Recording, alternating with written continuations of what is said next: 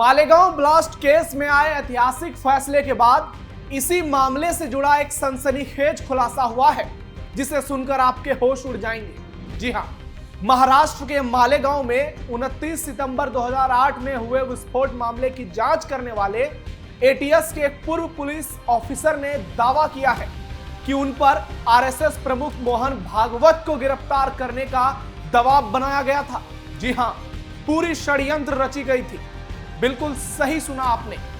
दरअसल मामले में बीजेपी की पूर्व सांसद साध्वी प्रज्ञा सिंह ठाकुर, कर्नल पुरोहित समेत सभी 7 आरोपियों को बरी करने के निचली अदालत के फैसले पर जवाब देते हुए महाराष्ट्र एटीएस के रिटायर्ड इंस्पेक्टर महबूब मुजावर ने यह बड़ा खुलासा किया है कि आरएसएस चीफ मोहन भागवत को गिरफ्तार करने के आदेश का सिर्फ एक उद्देश्य था, भगवा आतंकवाद को स्थापित करना। उन्होंने सीधे सीधे कह दिया कि अदालत के फैसले ने एटीएस के फर्जीवाड़े को नकार दिया, नाकाम कर दिया और कहा जाए तो कांग्रेस पूरी तरह से अब बेनकाब हो गई है। कांग्रेस को लेकर जो खुलासे हो रहे हैं वो चौंकाने वाले ही नहीं, दिल दहला देने वाले हैं। नमस्कार, कैपिटल टीवी के स्पेशल शो टर्निंग पॉइंट में आपका स्वागत है। मैं हूं आपके साथ नवेंदु शेखर झा। आज के टर्निंग पॉइंट में हम आपको बेहद महत्वपूर्ण खुलासे से रूबरू कराएंगे। वीडियो बहुत शानदार होगी, इसलिए लास्ट तक जरूर जुड़े रहिएगा। मालेगांव पर एक और बड़ा खुलासा। निशाने पर थे आरएसएस सुप्रीमो मोहन भागवत। मुस्लिम ऑफिसर ने खोल दी कांग्रेस की पोल। भगवा आतंकवाद पर पूरी साजिश फेल। आपको बता दें कि पूर्व एटीएस ऑफिसर महबूब मुजावर मालेगांव केस में जांच करने वाली एटीएस टीम का हिस्सा था। उन्होंने इस बात का सबके सामने दावा किया है कि मुझे मोहन भागवत को पकड़ने के लिए जबरदस्ती कहा गया था। साथ ही यह भी बताया कि मैं ये नहीं कह सकता कि एटीएस ने उस समय क्या जांच की और क्यों कैसे जांच की, लेकिन मुझे राम कलसांगरा, संदीप डांगे, दिलीप पाटीदार और आरएसएस प्रमुख मोहन भागवत जैसी हस्तियों के बारे में कुछ गोपनीय आदेश दे दिए गए थे। ये सभी आदेश ऐसे नहीं थे कि उनका पालन किया जा सके, लेकिन मैंने उनके आदेश का पालन भी नहीं किया। पूर्व एटीएस ऑफिसर कहते हैं कि बिना किसी गलती के मोहन भागवत जैसी बड़ी शख्सियत को पकड़ना मेरी क्षमता से परे था। चूंकि मैंने आदेशों का पालन नहीं किया, इसलिए मेरे खिलाफ झूठा मामला दर्ज किया गया और मेरे 40 साल के करियर को ही बर्बाद कर दिया गया। सबसे बड़ी बात है दोस्तों कि पूर्व पुलिस अधिकारी कहते हैं कि उनके पास अपने दावों के समर्थन में दस्तावेजी सबूत है, जिसके आधार पर वो इतना बड़ा खुलासा कर रहे हैं। और इससे भी बड़ी बात महबूब मुजावर ने कही, कोई भगवा आतंकवाद नहीं था, सब कुछ फर्जी था, सब कुछ मनगढ़ंत था, सारी कांग्रेस की सोची समझी रणनीति थी। यानी देखिए कैसे पूरी साजिश रची गई ताकि आरएसएस सुप्रीमो मोहन भागवत को गिरफ्तार किया जा सके और भगवा आतंकवाद की थ्योरी को जबरदस्ती स्थापित की जा सके। और सबसे हैरानी वाली बात है कि यह खुलासा एक मुस्लिम अधिकारी कर रहे हैं, यानी कांग्रेस के लिए इससे किनारा कर पाना मुश्किल ही नहीं, नामुमकिन है। बीजेपी ने कांग्रेस पर लगाए गंभीर आरोप। इस मामले को लेकर बीजेपी ने प्रेस कॉन्फ्रेंस किया। पार्टी के राष्ट्रीय प्रवक्ता और सांसद संबित पात्रा ने प्रेस कॉन्फ्रेंस कर कांग्रेस पार्टी पर जमकर निशाना साधा और गांधी परिवार पर सवाल उठाए कि आखिर क्यों मोहन भागवत को गिरफ्तार करने की यह पूरी थ्योरी गढ़ी गई। ऐसा सिर्फ इसलिए किया गया था ताकि आरएसएस को बदनाम किया जा सके, बीजेपी पर कलंक लगाया जा सके और हिंदुत्व को कटघरे में खड़ा किया जा सके। बीजेपी आज कांग्रेस से सवाल पूछ रही है, सीधे तौर पर कांग्रेस को कटघरे में खड़े कर रही है और अब कांग्रेस को जवाब देना ही पड़ेगा। भगवा आतंकवाद की कांग्रेस थ्योरी बेनकाब। जब आतंकी बुरहान वानी के एनकाउंटर के बाद पाकिस्तान में कैंडल मार्च हुआ, तब भारत में बैठे कुछ नेता भी अंधेरे में रोशनी ढूंढने लगे। जब कसाब को मौत की सजा मिली, तब भी बहस यही थी कि वो बच्चा गुमराह था या कोई हिंदू पहचान वाला नकली मुसलमान। और जब याकूब मेमन को फांसी दी जानी थी, तब देश की अदालत रात के 4 बजे खुल गई। पर ना किसी विपक्षी नेता को कोई ऐतराज हुआ था, ना किसी मानवाधिकार वाले गैंग में खलबली मची। लेकिन जब एक राष्ट्रभक्त साध्वी को न्याय मिला, जिसे सालों पहले एक फर्जी बम धमाके में फंसाया गया, तो वही पूरा विपक्ष पूरी तरह से बौखला गया। क्यों? क्योंकि इनकी साजिश का चेहरा आप सबके सामने आ गया।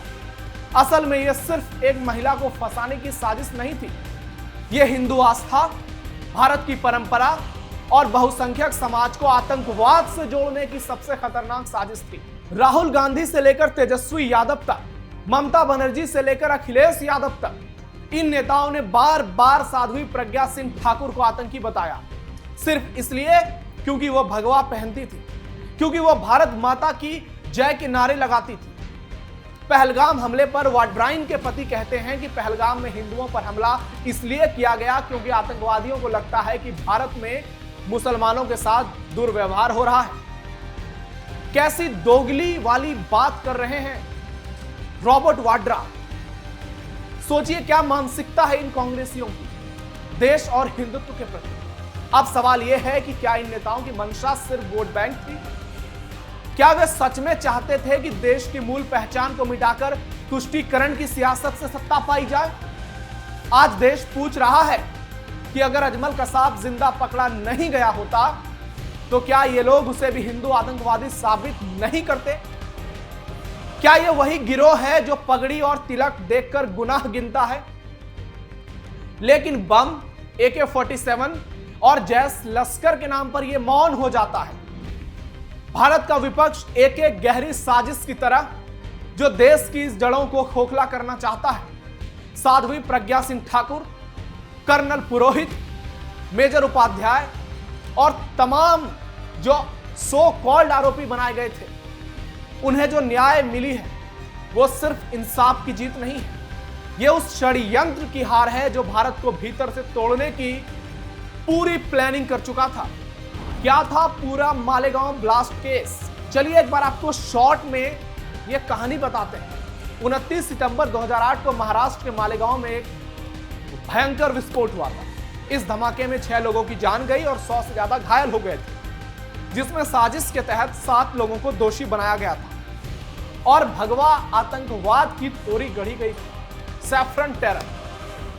महाराष्ट्र ATS के बाद 2011 में मामले की जांच NIA को सौंप दी गई और जब कोर्ट ने सभी को बाइज्जत बरी कर दी है तो इस मामले में इन 7 के साथ की गई जाति ने आज हर किसी को हिलाकर रख दिया है। सुनकर आपकी रूह कांप जाएगी। यह कांग्रेस की सरकार और इसकी मट्ठा पुलिस ने एक महिला साध्वी प्रज्ञा को नग्न करके उनकी पिटाई की, रीढ़ की हड्डी तोड़ दी। वो बेचारी चल नहीं पा रही थी, उनको पॉर्न वीडियो दिखाए गए सिर्फ इसलिए कि जबरदस्ती गुनाह कबूल करो ताकि हिंदू आतंकवाद को साबित करना है। कर्नल पुरोहित और सुधाकर द्विवेदी को जुर्म कबूल कराने के लिए उनके घर में जबरन RDX रखे गए, हथियार पहुंचाए गए। मेजर उपाध्याय को यह कहा कि तुम्हारी पत्नी और बेटी के साथ दुष्कर्म किया जाएगा, नहीं तो गुनाह कबूल कर लो, सिर्फ इसलिए कि हिंदू आतंकवाद की थ्योरी साबित की जाए। लेकिन देश में ना सिर्फ भगवा आतंक की थ्योरी की हार हुई, बल्कि आज कांग्रेस पार्टी पूरी तरह से एक्सपोज हो गई। राहुल गांधी, कांग्रेस ने हमेशा हिंदुत्व पर सवाल उठाए। मालेगांव ब्लास्ट केस के बाद जिस तरह से कांग्रेस ने रुख अपनाया, P चिदंबरम ने इसे भगवा आतंकवाद से जोड़ दिया, दिग्विजय सिंह इसे RSS की साजिश बताने लगे। पूरी कांग्रेस गैंग एक्टिव हो गई और इनकी दलाल मीडिया भी। और अब मोर्चा संभाला राहुल गांधी ने।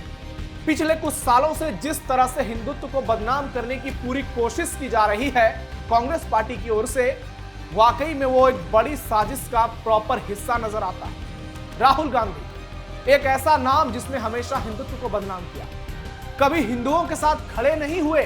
कहा हिंदू लड़की छेड़ने मंदिर जाते हैं, कहा मेरी लड़ाई शक्ति से है। हमारे आदर्श भगवान श्री राम को इन कांग्रेसियों ने कल्पना मात्र बताया। रामचरितमानस को ये लोग गालियां देते हैं। आज तक ये कांग्रेसी वामपंथी कभी राम मंदिर नहीं गए। और सिर्फ यही नहीं, इनका पूरा गैंग, ममता दीदी, तेजस्वी भैया, अखिलेश जी, स्टालिन, ये सारे इसी गैंग का मजबूत हिस्सा हैं जिन्होंने हमेशा खुलकर हिंदुओं को कटघरे में खड़ा किया, सनातन को बदनाम करने की पूरी कोशिश की, हमारे धर्म को डेंगू मलेरिया तक कहा, लेकिन कभी खुलकर किसी असली आतंकवादी का विरोध नहीं किया, क्योंकि मुसलमानों के वोट के लिए ये लोग खुद का जमीर बेच चुके हैं।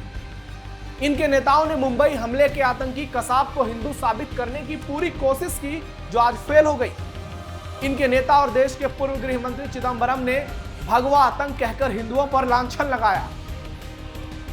और आज जब मालेगांव ब्लास्ट केस में साध्वी प्रज्ञा सिंह ठाकुर, कर्नल पुरोहित, मेजर उपाध्याय, सुधाकर कुलकर्णी सभी 7 सो कॉल्ड आरोपी बेकसूर बरी हो गए, तो हम उन तमाम हिंदू विरोधियों और पूरे वामपंथी गैंग को कहना चाहते हैं, कान खोलकर सुन लो वामपंथियों, हिंदू कभी आतंकवादी न था, न है और न होगा।